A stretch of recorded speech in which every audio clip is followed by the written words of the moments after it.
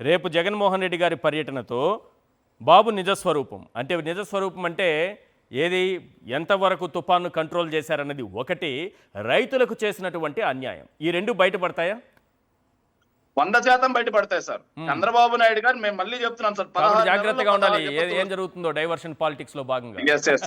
Sir 16 నెలల్లో 16 విపత్తులు వస్తాయి సార్. సార్ పోయిన ఏడాది రబీలో జరిగిన వాటికి ఈ ఏడాది రబీ వరకు దిక్కులేదు సార్. ఎవరికి రైతులకు పరిహారం అందల. పోయిన ఏడాది ఖరీఫ్ లో నష్టపోయిన రైతుకి ఈ ఏడాది ఖరీఫ్ లో వరకు నష్టపరిహారం అందలేదు సార్. పోయిన ఏడాది కొన్నటువంటి ధాన్యం డబ్బులు ఈ రోజు వరకు చాలా మందికి పడని పరిస్థితి సార్. రైతు భరోసా చూస్తే 5,000 రూపాయలు 2 ఏళ్లకు ఇచ్చినటువంటి పరిస్థితి సార్. రైతు భరోసా కేంద్రాలు చూస్తే పూర్తిగా నిర్వీర్యం చేసినటువంటి పరిస్థితి. ఇవన్నీ కూడా సార్ ఇంతకుముందు రామ్నాథ్ గారు ఒక మాట చెప్పారు సార్, వీళ్ళు ఏదైనా తీరం దాటేంత వరకు మాత్రమే హడావిడి చేస్తారు, తీరం దాటిన తర్వాత పత్తా లేకుండా పోతారని. నిజం సార్, తీరం దాటేంత వరకు ఏదో తుఫాను ఆపుతున్నాము, తుఫాను తన్నుతున్నాము, తుఫాను తరిమేస్తున్నాము అన్నట్టుగా బిల్డప్ ఇస్తారు సార్.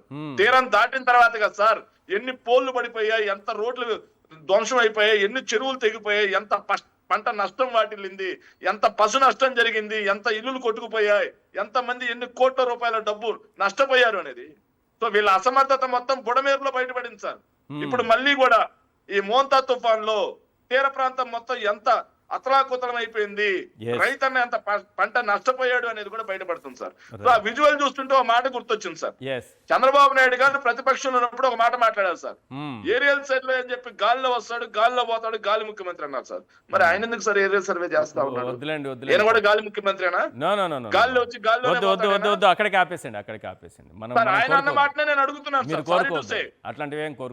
నేను అలా ఏమనట్లేదు సార్. ఆయన ఆ రోజు పిల్లి శాపనార్థాలు పెట్టాడు కదా సార్. అవును, మరి ఒక ముఖ్యమంత్రిగా అంతకు ముందు 14 సంవత్సరాలు పనిచేసి 40 సంవత్సరాలు ఇండస్ట్రీ అంటారు నీ కొడుకు వయసు ఉన్నటువంటి జగన్మోహన్ రెడ్డి గారి మీద ఆ రోజు మీరు పెట్టిన పిల్లి శాపాలు ఏంటి?